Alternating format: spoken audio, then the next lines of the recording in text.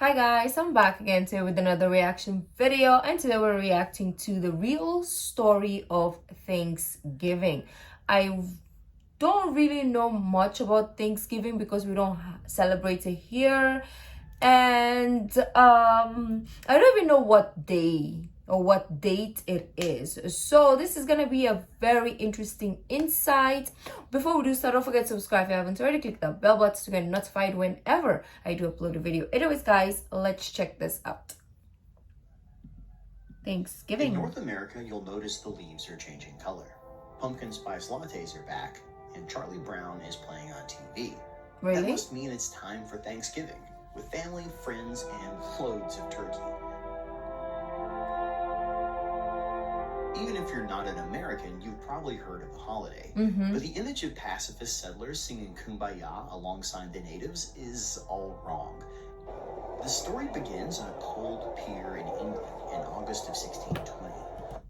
Okay, that's the background. Okay. When 120 men, women, and children stepped onto two English merchant ships in Southampton Harbor bound for the Americas.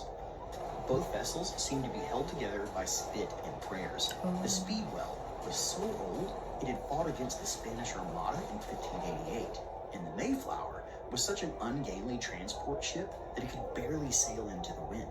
And since the North Atlantic in the fall and winter is nothing but westerly winds, it was the absolute worst ship to try and attempt a crossing with. But somehow the Mayflower had made it to the Americas twice before, even if it had taken twice as long as normal.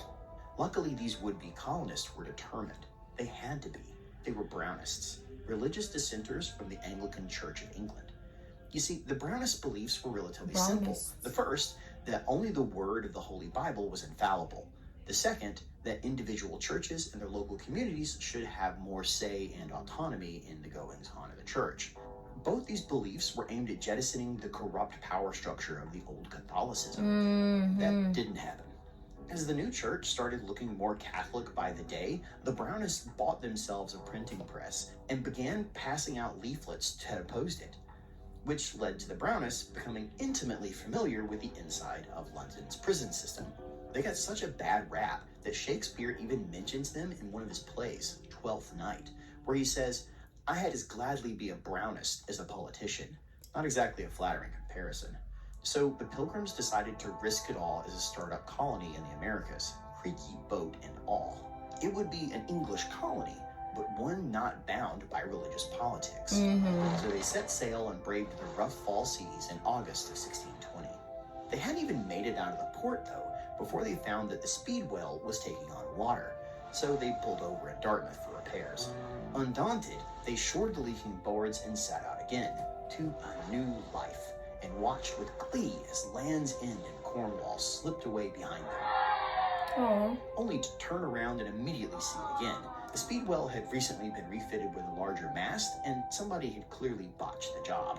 The ship was going nowhere, so 20 people agreed to stay behind and bring more of their congregation with them the next year, and 102 crammed onto the already overloaded Mayflower, finally leaving again on the 6th of September. Or maybe it was the 16th. No one's actually sure. Calendars in that period are a bit wonky. Their trip was mercifully dull after recent events. But halfway across the ocean, the Pilgrims' good luck set back in again. They have a lot of luck. Strong winds hit. In the middle of the storm, a deep snap echoed through the ship. A main beam had cracked. So they pulled a spare from the hold and tried to reinforce it. But the buckling was so severe that it wouldn't stay in place. That meant it was time to turn around and go back to England. Again. The delays had already exhausted all the Pilgrims' money, and for them, that wasn't an option. So they decided to try something else first. They had brought a great iron screw with them as cargo, likely a piece of the exact printing press that had gotten them kicked out of England in the first place, and used that to raise the new beam into place. Somehow, it held long enough to get them across the Atlantic. Finally. They sighted land on 9th November, just off Cape Cod, then turned south for the Hudson River Valley, hoping to move closer to established colonies and warm weather. But hard winter currents forced them back to Massachusetts, where they set up anchor in the natural harbor of Provincetown. Knowing that their previous claim on this new land had been dodgy at best, the settlers agreed to draw up a new contract for their colony. styling it the Mayflower Compact. It organized them as a civil body politic created for the general good of the colony, where issues would be decided by vote. This set of rules and beliefs set down by the Pilgrims has since been called the world's first written constitution. The men of the ship put their names to paper, and they all signed the agreement together. And within weeks, they would all begin dying together. Scurvy and illness took hold of the boat, and as the first snows arrived, it turned the ship into an icy tomb. Exploration parties were sent out to a suitable place to build, and any man who could still stand was put aboard with swords, armor, and matchlocks. They found a deserted landscape and found themselves strangers in an unknown land, filled with native burials and abandoned villages. But everywhere they went, eyes watched them. Going as far as they could each day, they camped on the shores, and in the dim morning, they draped their jackets over a barricade to try, and made to move their boats back into the water. And that's when the arrows began to rain down. Grabbing muskets, they Damn! They had so much luck with the Mayflower, and they have no luck when they landed, yeah? Docked, whatever the term is. That is so crazy. Like, they're better off at sea than on land, to be honest, because the luck is just going. Forest. Their leader appeared from behind a tree and fired 3 arrows directly at the Pilgrims. The man gave a triumphant cry and then disappeared again into the forest. The Pilgrims searched the area but found no bodies. Only 18 arrows tipped with deer horn, brass, and eagle's claws. When they went to retrieve their jackets, they found them riddled with arrow holes. Guessing that as many as 30 or 40 men waited for them in the forest, the Pilgrims left before they could return. The next day, they found the building place they were looking for, well suited to winter construction, already cleared of timber, with tall hills for defensive positions. But it was also full of dead bodies. Patuxet had been a village of the Wampanoag people until it had been wiped out by an outbreak of Indian fever 3 years earlier. The epidemic was bad enough that the colonists found unburied skeletons still inside their homes. But with more settlers dying by the second, the Pilgrims were in no shape to be picky. They moved the Mayflower to join them and began construction. The first common house that was finished became a hospital for the ill. And the 19 families then each built their own town, huddled together for defense. And by February, the settlement was complete. But without food or proper shelter, they continued to die off one by one. There are only 19 families. And by the time the snows thawed, only 47 of the original 102 Pilgrims were still alive, and half of the Mayflower crew had died as well. Those that survived now faced the danger of summer raiding parties. So they decided to fortify the village, bringing this is like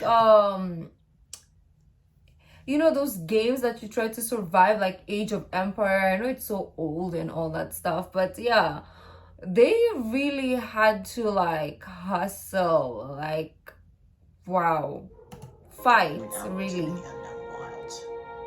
Finally free of the bitter cold, they planted corn taken from the abandoned graves and storehouses of the old Wampanoag village. And with that first thaw came their first contact with the locals. A man, tall and dark-skinned, boldly strode out of the forest and made to walk directly into the center of their town. The Pilgrims stopped him, guns pointed.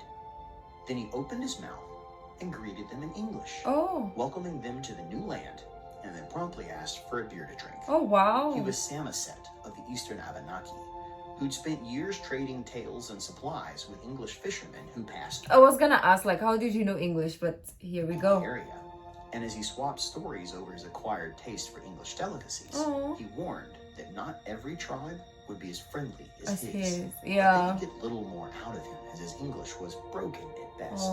The next week, Samoset returned with a new man, Tisquanto, known today as Squanto, who spoke fluent English. Oh, damn. He was the last survivor of the Patuxet tribe, the very land the Pilgrims now inhabited, who'd been taken by slavers as a boy and had lived in Spain and England before escaping back home again, only to find his own people had been wiped out by disease. He had been taken captive, a useful tool to deal with the continuing English encroachment. Squanto heralded the arrival of 60 armed warriors and their chief, the Wampanoag. The pilgrims grabbed their muskets and ran to the walls and waited for the worst. But neither side wanted to make the first move. With a bit of back and forth from Squanto, their chief, Massasoit, agreed to sit down with the pilgrims' governor. And after a healthy amount of liquor to loosen up both sides, they set about with the business of peace.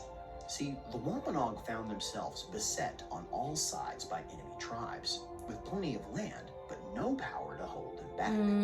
Where others saw the English settlers as a threat, they used them. Saw an opportunity. Yes. Because when they come back, they're gonna kill you off. At least you have someone on your side to like talk for you. Like they could be your spokesperson, your mediator, so that you can, instead of them killing you off, you know, you can settle it in a civil way. Very, very smart. You know, there's always gonna be those dumb people, and there's gonna be the people that are logical and they actually are smart. Even if they cannot convey themselves properly, they're very, very smart. So that's this tribe. The chief against his enemies by using their muskets and cannons in return for mutual protection and some much needed agricultural advice from Squanto. Truth. Specifically, how to plant the native foods that the pilgrims Why is he planting fish? And so began an unlikely friendship, where Squanto passed on his knowledge of the land. Under his tutelage, the pilgrims learned how to plant corn, bean, and squash in a way that ensured that each would thrive. Nice. When they weren't planting, they sent diplomatic parties out to every tribe in a 50-mile radius to agree to mutual peace, and took time to knock the heads of anyone who threatened their native allies. So by the time the fall came and the harvest ready to be brought in, they found themselves looking quite optimistically to the new year, especially in comparison to the last. It was in this spirit that the men were sent into the forest to shoot a few game birds, likely turkeys and waterfowl, for a feast to give thanks to the Lord for their bounty and good luck. Massasoit joined them with 90 of his people and brought along 5 deer for the occasion. Oh, wow. Add to that a few eels, some fish, crabs, and a lobster or two. And of course, their freshly harvested corns, beans, and squash. And you got yourself the first Thanksgiving dinner. It was a celebration that lasted for 3 days. A harvest festival with sport, games, and friends, like so many others around the world. Days of Thanksgiving, thankful that there will be enough food to eat, and another year survived. Sure, the new land wasn't perfect. It wasn't harmony between man and beast, or a permanent peace between settler and native. But for a time, people set aside their differences and gave their thanks for a chance at life. And many other harvest festivals appear around the world today for just the same thing. And that's the story of the first Thanksgiving. Oh, that's so beautiful. That is so beautiful. Like, put it that way, and that's nice, because we don't necessarily know the depth of Thanksgiving. We know like the concept, like why Thanksgiving is being celebrated, but we didn't know, like, or I specifically didn't know the depth of it, like, you know, how it started, who it started from. So this was very, very educational. And let me know if there was like some facts that weren't mentioned in this video. Let me know down in the comment section down below. If you like this video, don't forget to give this video a thumbs up, subscribe if you haven't already. I'll see you in the next video. Bye.